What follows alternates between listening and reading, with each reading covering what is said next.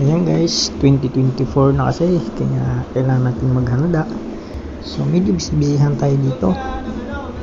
Luto-luto, kung ano-anong luto ang gagawin para lang may maitamo sa ating pagsalubong sa 2024. Yan, meron tayo dyang ng baboy, ulo, breast ng manok, buong manok. Tapos meron tayo dyan bili, yan, tsaka ito breast din to na prito. So ayan na po yung ating malinuto. Nawalan natin yan pang mabilisan si tayo sa trabaho, busy.